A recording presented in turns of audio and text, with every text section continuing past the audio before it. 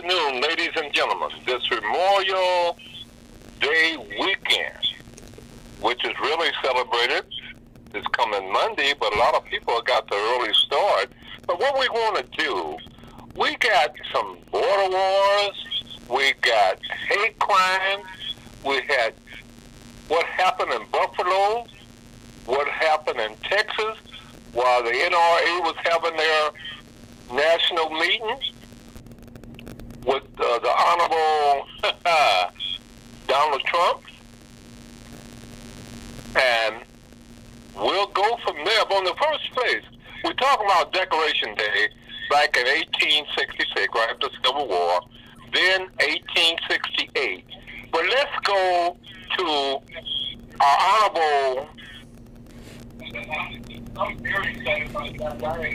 hear something in the background. Well, let's go to our Honorable Scott Owens about hate crimes. Hold on, please. You guys go ahead. I don't know why somebody's knocking on my door. Scott, go ahead. You guys go ahead. Well, this is Scott Owen, and I can't fathom why these people are doing this. These hate crimes, the Buffalo shooting and the one in Texas. It's just mindless. I'm not sure what Mr. MC would like me to say about it, but there's no rhyme or reason to it.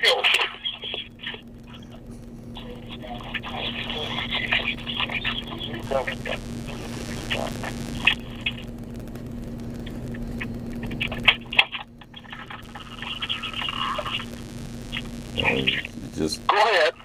And it's. What are we talking about now? We're still talking about hate crimes and what I think about them. They're mindless. People who do things like that are evil, and there's no reason for hate crimes. If anything, we should be loving each other. Okay. Well, let me ask you. Yes. Do you think that there was a hate crime in Buffalo?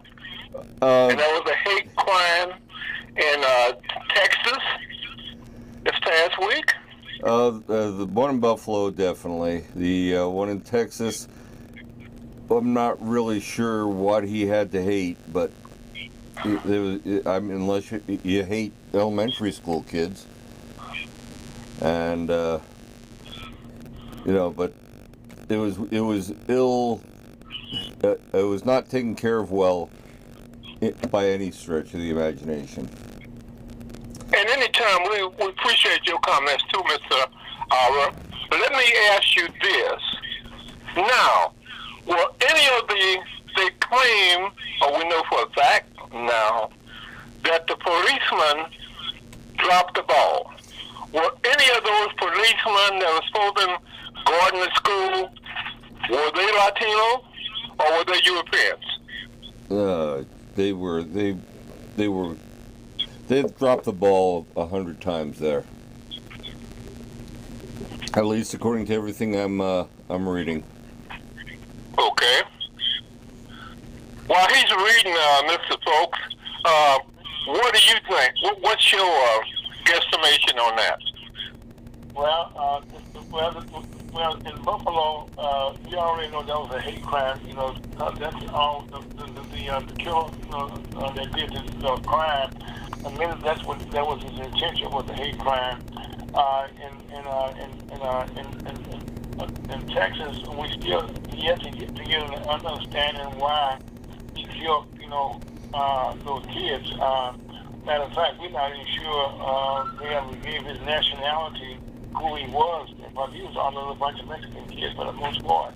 Because this little small town is very close to the border, but one thing I would say, there was some very smart young kids. And it was very much, in tune, to being good students and stuff. So we don't know why he did what he did, but all we know that he did kill his grandmother. He tried to kill his grandmother, who did survive the shooting. Well, let me ask you this. They said he was a school dropout. Yes. Did they say what his nationality was? So I just said that there's no one that said what his nationality was, so we don't know exactly why he did what he did. All we know that he definitely knows 18 years old, but as to his nationality, no one has said that yet at this point. What have you heard, Scott? I haven't heard anything about nationality either, sir. All I know is a very tragic way to end 19 kids' life. Well, let me ask you this. How does a European define a hate crime? Well, I don't consider myself a European. I'm just an American like you. But I define a hate crime as something that is done to another person, or any other person really, that is different from you, just because of the difference. Okay. And they say it's just like back in the Civil War, we had black folks that fought on both sides. Yes, we did. Uh-huh. And we had white folks who were fighting for the end of slavery. Right. So, it was on both sides. You're right. And throughout the wars, I mean, World War II, we had the Tuskegee Airmen, and the Buffalo Soldiers, and other people that were very brave and fought for the United States. Mr. Aura, you had lived close to a plantation. What type of thoughts, or your thought process, relating back those days you heard about the plantation? Well, MC, as far as me, I was born on a plantation, but on the plantation, my mother, on her side, she was born on a plantation, but I was raised in a regular city, which was the third largest city in Mississippi at that time, Vicksburg, and there was no, any thoughts, about people being different. Some people had that, people didn't, and we were kind of the half generation that we had, most things everybody had, that caused us normally everyday people. Well, we talk about plantation, we talk about slavery. We also, a lot of people are capitalizing off of slavery by making them tourist attractions. We can go down Mississippi, we can go all over, that they are now tourist attractions to draw people in.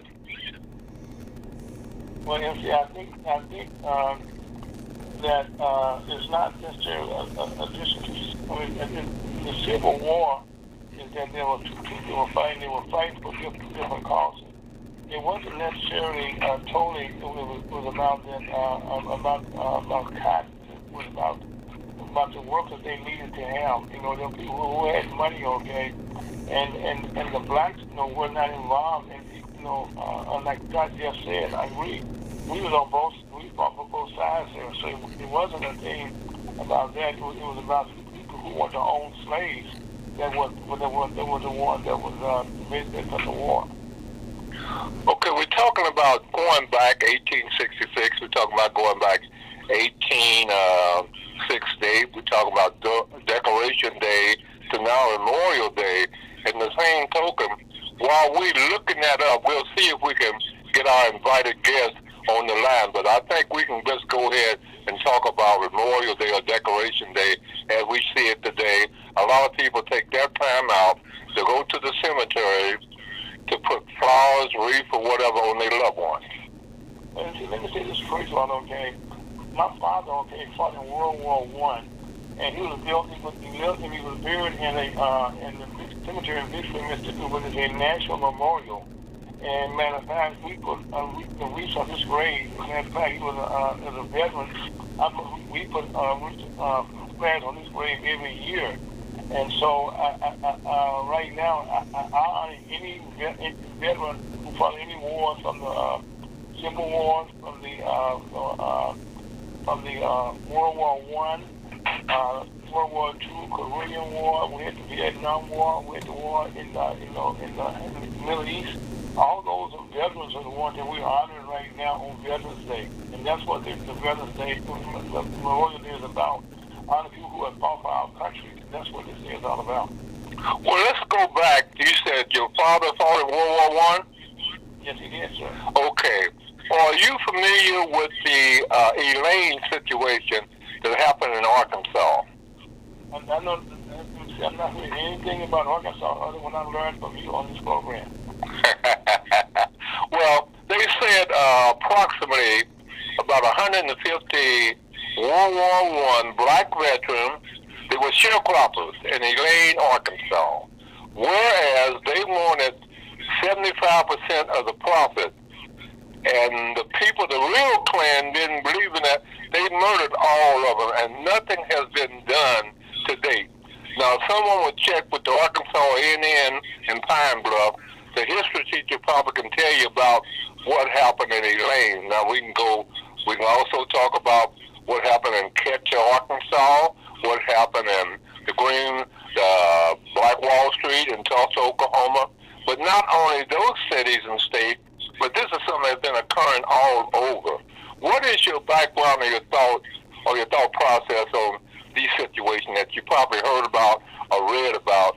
Then we're into the 1619 project, and coming up in September, we're going to have some very state-of-the-art workshops dealing with that and other prominent things we think as it relates to people of color, but not only people of color, but people in general.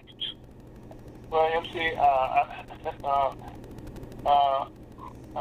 consider myself not an expert don't consider myself an expert in knowing about the wars are really tight. But what I know about Arkansas, like I said before, I listened to your show where you had on several professors on your program as well as some historians there.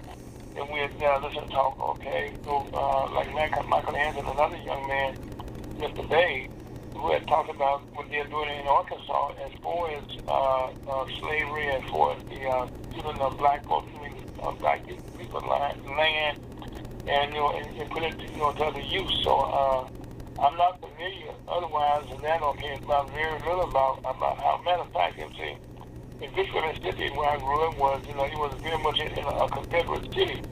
And in there, we had Confederate flags all over the place. And that's where one of the greatest wars that when the Civil War was lost by the South was actually in Vicksburg when they lost the war there, when they were expecting the North to come up the river, come up the river to invade Vicksburg, and the general went around. If you know your history, he came into Vicksburg from the rear, and they were caught totally off guard. They thought Vicksburg was on a hill that they could not. They were somewhat invincible because they could go up the river, and they were attacked from behind. And that's where one of the greatest losses would contribute to the defeat of the South in the Civil War. Okay, before we're gonna go to Mr. Scott Owen, but before we get to that, in New Orleans at the National World War II Memorial, they have information on the Navajo Indian tribe broke the code in World War II. Also, they had 860 black female postal workers because of racism wasn't allowed to deliver the mail, and they broke through that. Now, let me ask you, Mr. Scott Owen, you got a very important seminar that's going to take place next week. Tell our audience what's going to take place and who are you targeting? Certainly. The Disabled American Veterans, which is a lobby for all veterans who are disabled. They've been around for over 100 years, and I'm going to be at the state convention, the Missouri State Convention next week. So we're going to be broadcasting a repeat show of Mr. MC's, the Guess Who's Coming to Kansas City. And what we're going to be doing at the meeting is talk about the transportation that disabled American veterans can have, and all the different services that how to file a claim, how to file an appeal, what we can do to help with the lobbying of Congress and things like that. So that's it's a very important work that we're going to be doing next week in Jefferson City. Oh, I'm glad. I was going to ask you where would it take place, or it'll take place in the capital of Missouri, Jefferson City. Okay. Let me ask you. Each president normally comes in and announces who is Secretary of the VA Veteran Affairs. How do you rate our present Veteran Administration as compared to the previous one with Donald J. Trump? Are you talking about the Disabled American Veterans or the Veterans Administration? The Veterans Administration. Normally the president, same way he named the chairman of the FCC, Federal Communication Commission, right. They also named the different secretaries to head up what they think consider the important departments in the different states of the nation or what have you. Just want to get your idea of what you think. Are you really benefiting as a veteran to get all the cooperation you try to seek from the Veterans Administration? I think I'm benefiting. I think the Veterans Administration could be improved a lot, but I don't think that it's I think that they are changing in a good way. I like the privatization that we're getting. We're looking at people who weren't able to get services before that can now. The adjudication system is getting better, where they're including more people, and it's one of those things that the VA is there. I mean, Lincoln said that we needed to take care of the widows and the children of those who bear the brunt of war. And well, let me ask you this. Yes. You'll be in Jeff City next week, and we'll be rebroadcasting this show next week. Sure. Is there a registration fee? How do people get involved who would like to be a participant in it? Do they necessarily have to be a veteran or veteran spouse or family? The bylaws of the DAV does say that you have to be a veteran of any war, of course, or any time. But you go to DAV.org, you can become a member of the DAV, and any service officer from a DAV or American Legion or whatever can help you with your claim. Get a little bit of compensation for documented maladies. That's all you really need. Just I'm the service officer for Chapter 53, which is the greater St. Louis area, not including the city. So okay, if you just tune in, you listen to Guess Who's Coming to Kansas City, and we're talking to two old pros on the line, both located in Ferguson and St. Louis, Missouri. But I want to know from either you, Mr. Folks, or you, Mr. Scott Owens, what does a person have to do to benefit by attending this special, I guess, seminar, or what would you call next Saturday show? Will you be in Jeff City? Well, it's the DAV State Convention, and it's where your service officers are going to learn how to be a service officer. In other words, what paperwork to fill out, privacy issues, etc., so forth. But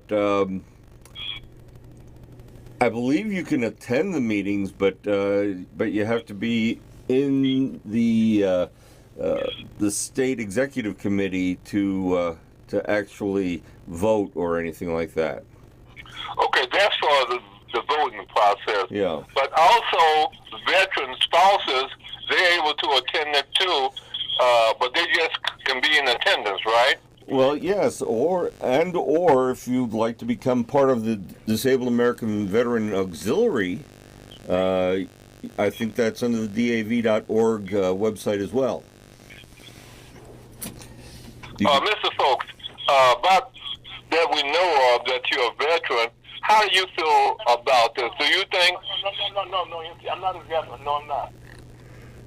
However, Mr. MC, you're a veteran. Yes, I am. Why don't you tell us about your experience? Okay. I've gained a lot by being a veteran, and they have served me well in a lot of situations. Some of them they need some improvement, but I cannot really knock the VA. Good. But what were you getting ready to say, Miss Sarah, folks? Oh, so I'm not a veteran. That's what I said. No, I'm not a veteran. No, I'm not a veteran. I understand that. Would you try to see if you can reach our featured guest, and while Scott and I carry on the conversation until you come back? He's on the line. He should be. He called in. Oh, okay. Yes, sir. Who's on the line with us? Lamar, you still here? Lamar Victor. Why have you been hiding, sir? We've been trying to reach you. Did you get in touch with Rob on a conference call? I did not. I was actually at a funeral today, and I just came out of it, and when I realized what time it was. Do you think you can reach him while we continue talking, sir? Yeah, let me try it right now. Okay. Now, you've been beneficial to veterans and non-veterans or people in general. What is your targeted market? Human commerce, we work with, the black business and business in general here in the state of Missouri, as well as business around the country, and what we do, and we pretty much target young business owners, old business owners, and what we try to do is provide information and see the businesses how they can be more profitable in either some case how to start businesses. And so we have a market that we have pretty much, and we have a lot of veterans themselves be introduced to how they can possibly become get loans and stuff for their business and stuff like that. Yeah. Well, I know you don't just cover the state of Missouri, but one of your projects you got working and trying to get that rolling is down in Haytown, Missouri. Yes, we have a project in Haytown, Missouri that we started a little over a year ago, where our goal is to create a 5G experimental hub in the rural area. And by that we mean is that in the rural areas we are trying to bring the 5G technology into the rural area that building some housing, which is building about 30 affordable housing units, supermarket, a laundromat, and also some commercial retail space. And in that area in Haytown, Missouri, we've been moving forward with the city of Haytown, with a gentleman there with the library, and also with Lisa Green. They've been very supportive of what we're doing there, and we have several of our members, Mr. Marvin Cobb, Mr.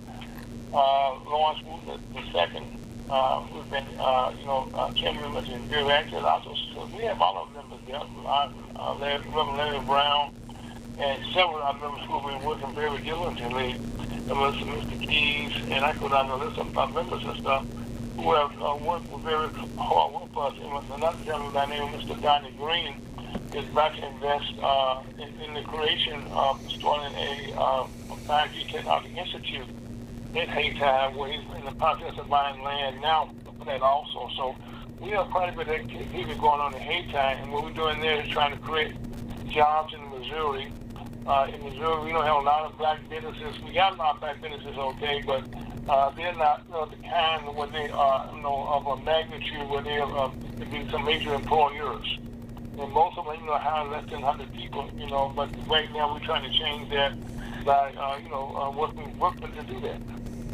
Okay, thank you. Thank you. If someone wanted to become a member or somebody wanted to find out more about the Missouri Black Chamber of Commerce, how might they do so? They can find me on my email address is IRAfolks, IRAFOWLKES @yahoo.com. That's IRA, folks, FOWLKES @yahoo.com. Get in contact with me, and I'll reach back out to you, and we'll provide you whatever that you need, and hope you become one of our great members. Okay, do we have Mr. Vickers back on the phone? Yes. Rob is actually out on his bike, and he got to get with Scott or Mr. Owen. Yeah, I'd be glad to ride with Mr. him. Owen got a tricycle. What do you call it? It's a Can-Am Spider. What we talking about, Lamar? Tell the people about your group. I know we had you on this show before. What is the name of it? Keeping the committee on guard? Well, I'm the co-founder of KCOG, means Keeping Communities on Guard. We are currently participating in the utility and the rental assistance program. Our position in that is we were listening to United Way and all these different people talk about the fact that they were going to have these programs available for people, and all they had to do was go online and do this and this and this. And we was like, well, what about all the people who can't go online? So we are servicing those who don't have the ability or the accessibility to go online. Then we also participate in the food giveaways. We have been since COVID started. We actually was doing it a year before COVID. And, we've been doing that. We also were participants in the redistricting of the neighborhood boundaries. And we were successful in lobbying to get our district, your district, and the 3rd district pushed west. They were trying to, Blue Hills traditionally started at 47th Street. Well, from the last redistricting, they moved it up to 51st Street. And this redistricting, they was going to move it again up to 55th Street. We said, no way, no how. You take us west. They said, but if you go west, you're going to include all of these other voters from the Plaza and the Westport, and you stand the chance of one day maybe even having a white city council person in your district. We said we accept that challenge because going west, what it does is it increases the medium income of the 3rd and the 5th district. And so it's our obligation and responsibility to increase the voter turnout. Because we said to them, look, it's real simple. Only 5,000 new voters are in the 5th district now. But it's 25,000 that are already registered to vote that just haven't voted since Obama. And don't vote unless it's a presidential election. So now, we are in the process of putting on our first Get Out the Vote rally of this year. And let's see what else. Right now we are participating. Brandon Ellington introduced an initiative that would empower local organizations to be able to go out and get funding and get support from the cities. And well, I guess this, Mr. Vickers, that you and Mr. Scott Owen have something in common. Both of y'all in transportation, and you are like what's the song the guy, the country western guy used to sing, "On the Road Again." You're a taxi driver, right? Yes, sir. Okay. I'm a taxi driver from 1979 to 2004, and got married. Told my wife, said, "Come on out and drive with me."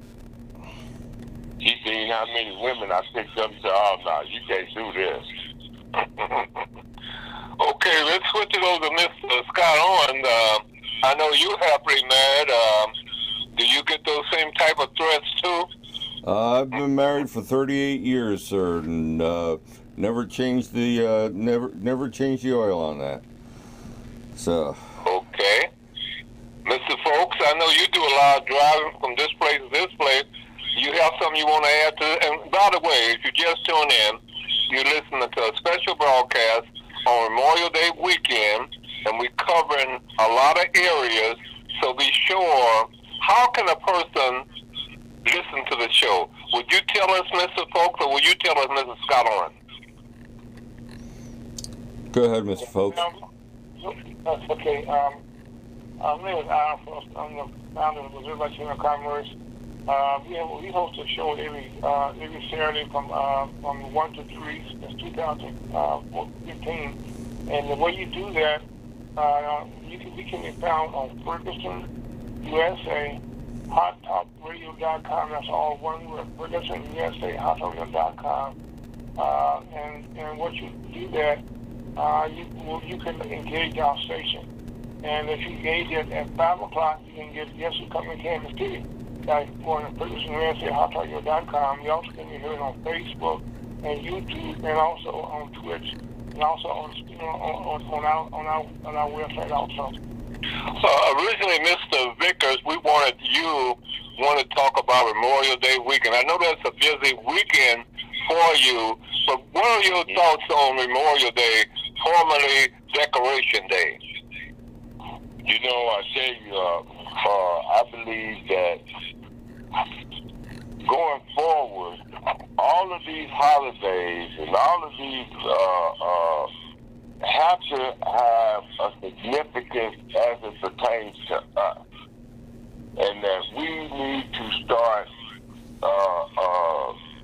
getting a more Afrocentric ideology and approach to the way we do a lot of things. And if I could say this, I used to be the president of KCLG. Now William is the president. I moved to the CEO position, and now I am right now forming what is called United Organizations Coalition. United Organizations Coalition. And I'm very interested in, like, maybe next week or week after, coming on talking about that, because all three organizations on this call, we want to be a part of this coalition. Well, let me ask you this. What is the mission and the purpose of the different organizations that you're a part of? The purpose is we want to create a resource center, if you would, a resource outreach for our streets, so that when we got a group we forming called God's Gang, and God's Gang is prepared, once these resources have been exposed to the community, ready to say to these youngsters, look, time to put these guns down, come do something positive with us, and guess what? We're not acting. We telling you, this is what you're going to do. And And if you don't, guess what? It's not going to be the police that finds you. It's going to be us. And it ain't going to be no more 7 years. It's going to be 50. Ain't going to be no more going to the first offender tank. You going on the sixth floor with the Rams. And we're going to redefine that word snitch.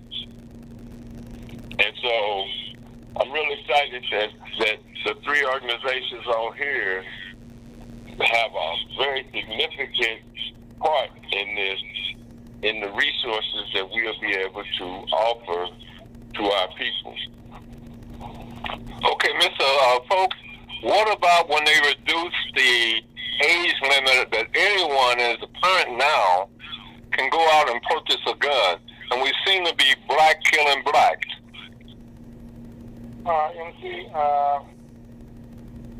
Missouri has some of the most liberal laws in the country. And right now, anybody 18 years of age can buy a gun. And most of those laws that we're talking about were created by our legislator, who was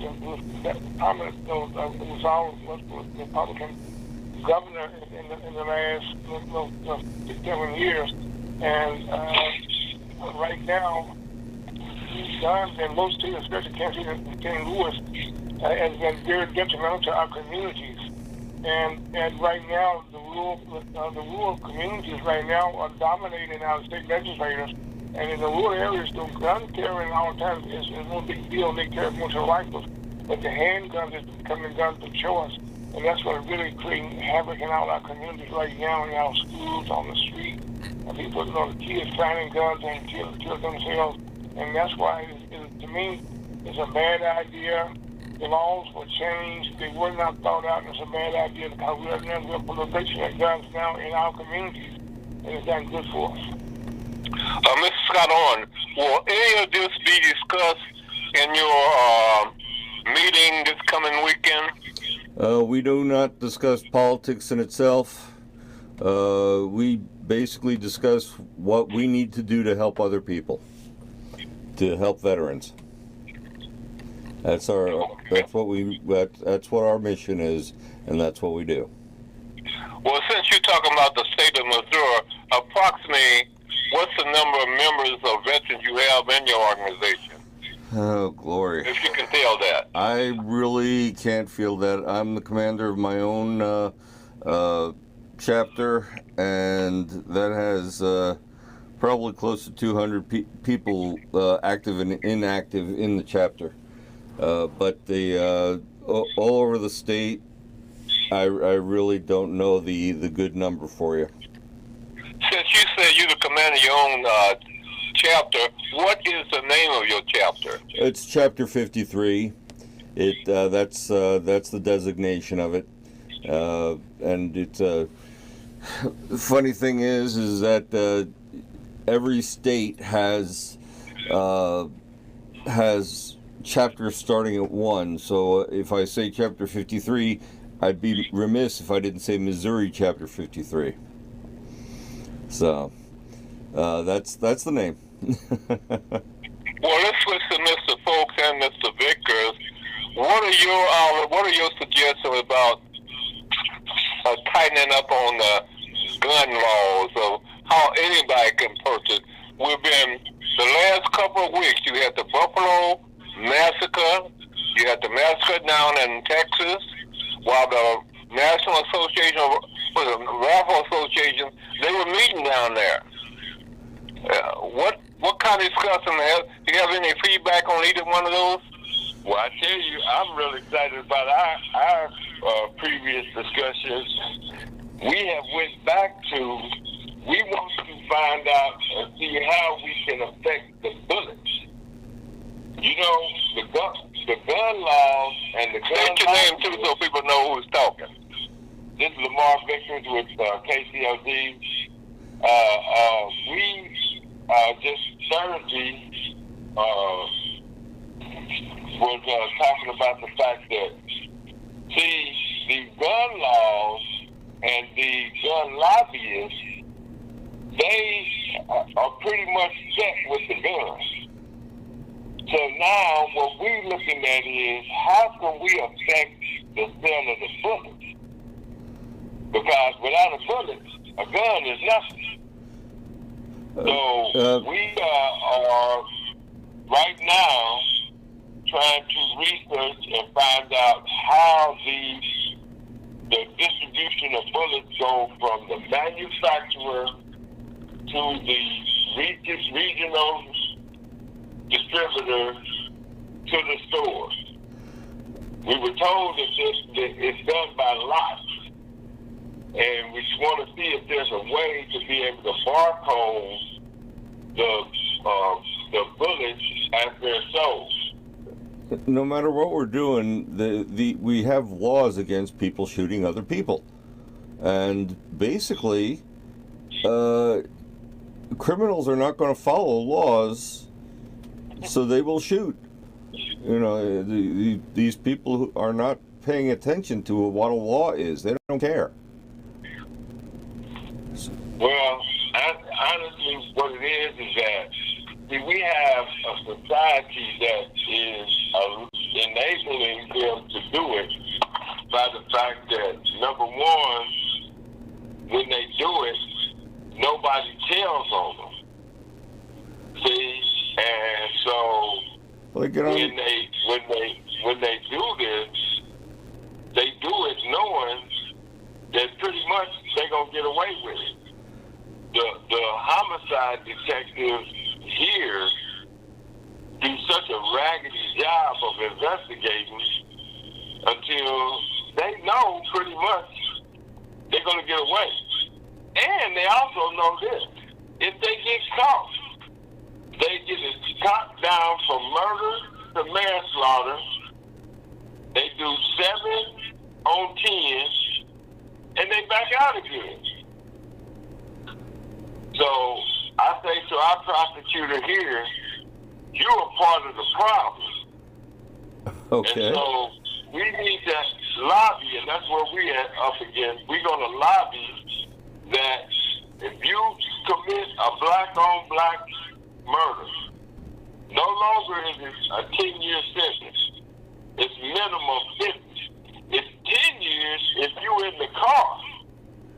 See, now if you're in the car, you do 1-2 years and you gone. No, if you're in the car, that's 10 years minimum. And I guarantee you, when it get ready to go down, you get more people saying, let me out of this car. Okay, let's go back to 1790. That's when they said because of the landowners, they created the Second Amendment. How do each one of you gentlemen feel about the Second Amendment? I don't have a slight idea what the Second Amendment consists of, so I'll have to pass on that conversation. Okay, the other two is open. Well, Second Amendment, that's the right to bear arms, right? Yes, that is the right to bear arms. And it was done for people to protect their land way back in 1790. No, sir, it was done to allow for a militia to be maintained. Now, what year do you have? Well, stand by. I'll look it up, but it's pretty close to... While he's looking it up, go ahead, Mr. Vickers. State what you think about this. You know, I believe that just like the Constitution, when it was written, it was not written with our well-being in mind. And just like when the gun laws was enacted, it wasn't done so that we could be armed. Matter of fact, we were talking the other day, and it was said that if you want to get the gun law changed, tell all the black people to go get registered. Why not? Tell all the black people to go buy guns and let Congress see how many black people are not going out to start buying guns. And when he said that, it really made sense. See, it's just like one of my favorite things is the way governments work, the way City Hall works, the way the construction business work. All of this stuff has been going on for so long until they think it's normal. And so it's just up to us now to write a new narrative to it all. Okay, now, Mr. Orner, have you had sufficient amount of time to look up the dispute that 1790 I quoted earlier? Okay, according to constitutioncenter.org, it was passed by Congress September 25th, 1789, ratified December 15th, 1791. It says a well-regulated militia, being necessary for the security of a free state, the right of people to keep and bear arms shall not be infringed. And yes, everybody should register and get and have at least the knowledge and the education of using an arm properly. Because if you understand that, you understand that you don't shoot at somebody who you don't want to kill. Okay, what about the people wanting to bear arms to protect their land or their property? Well, it doesn't say that in the amendment, but in order to preserve a free state, the democracy, that's why we need to have the right to bear arms. And that was established when now? It was passed by Congress in September 25th, 1789. Okay. Any other comments on that from Mr. Vickers or Mr. R. folks? I would say this. I was just down in the Ozarks 2 weeks ago.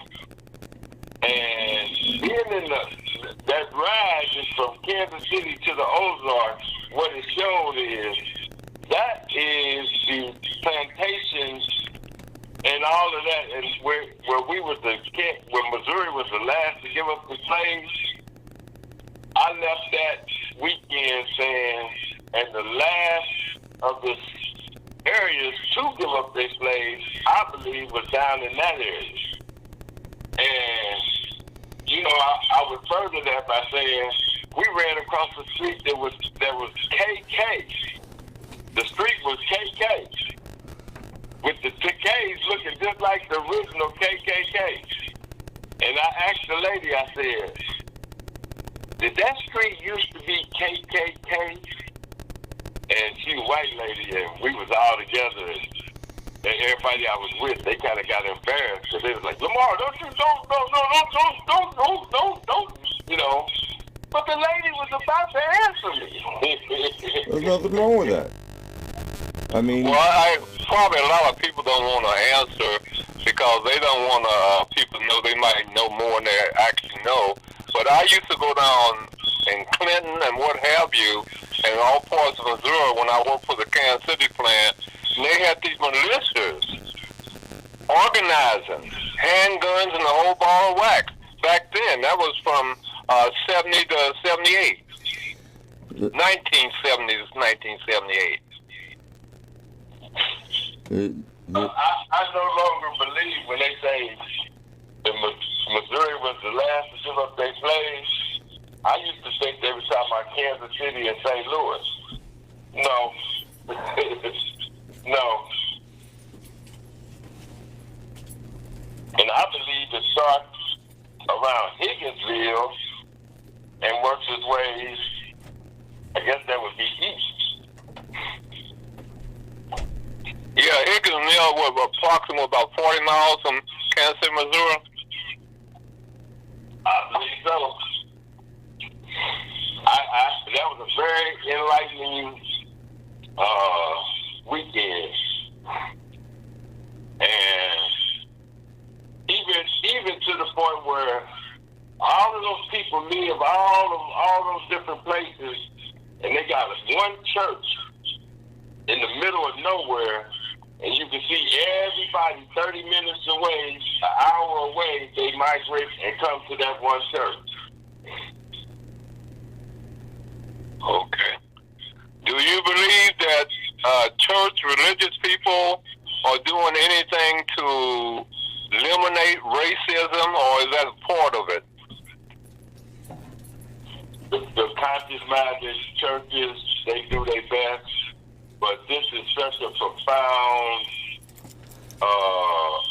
responsibility until it's going to, and that's what I'm excited about when you say about us and our mission.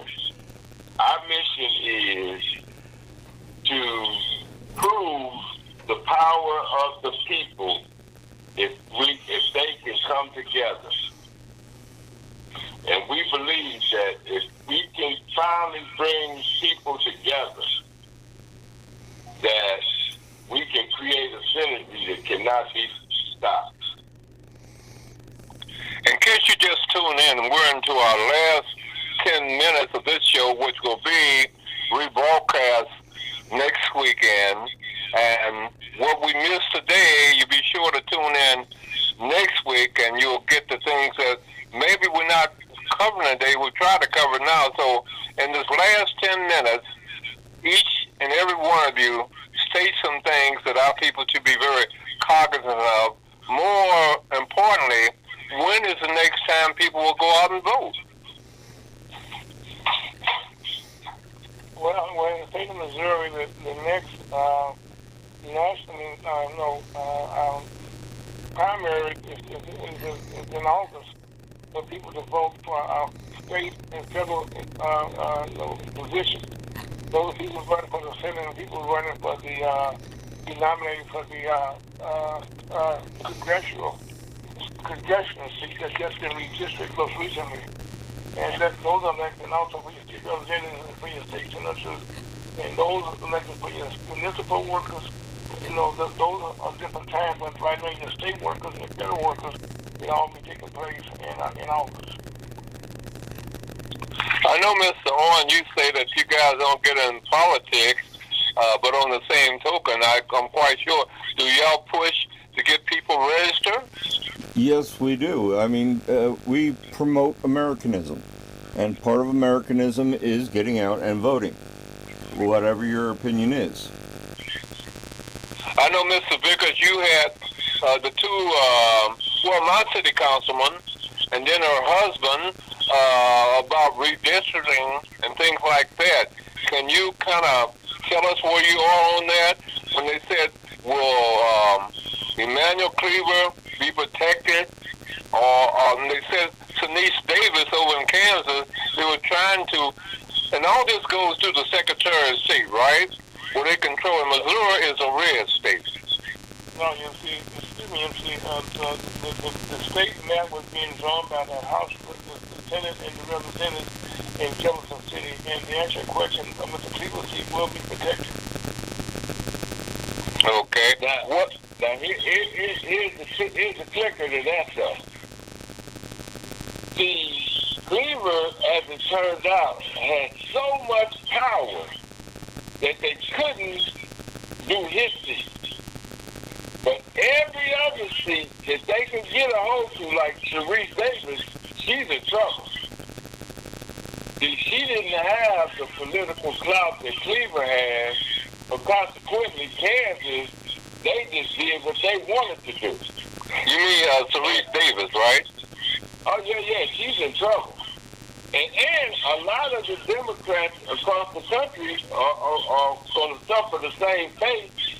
And the only strong turnout is going to be able to affect the change that they put in place.